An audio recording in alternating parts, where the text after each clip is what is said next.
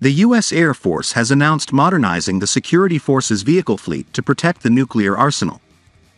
The Air Force said in a release that defenders from the 90th Missile Security Forces Squadron conducted the first operational mission with the Joint Light Tactical Vehicle, better known as JLTV, supporting launch facility maintenance near Harrisburg, Nebraska, April 24, 2023.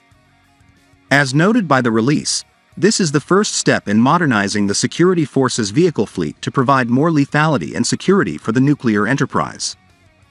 It is built like a tank, Senior Airman Zion Hill, 90th MSFS Maintenance Support Team said.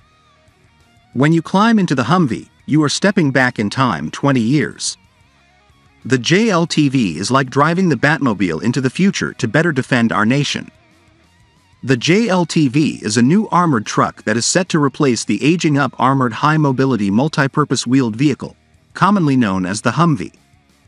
This is part of AFGSC's efforts to modernize and enhance defenders' capabilities and better protect one of the nation's most critical assets, its nuclear arsenal. The JLTV is an extremely robust and versatile vehicle, offering improved point of view, responsive suspension systems, increased power and modern safety features, said Lieutenant Colonel William Brokaw, 90th MSFS commander. Many of the defenders who will operate the vehicle were born after the Humvee entered service and are anxious to take advantage of all the new capabilities. The JLTV is a step forward in terms of safety and protection. However, Brokaw emphasized that the JLTV is a complex vehicle and requires investment in training to ensure operators' safety and skills. Every operator must complete 40 hours of training, both classroom and hands-on familiarization and driving. The vehicle is manufactured by Oshkosh Defense. A large number of airmen are already trained, and once the truck is released for general use, it's expected to be moving across the complex within a matter of weeks. First Lieutenant Joseph Struzik, 90th Missile Security Operations Squadron officer in charge of logistics and sustainment, shared his first impressions between the Humvee and the JLTV.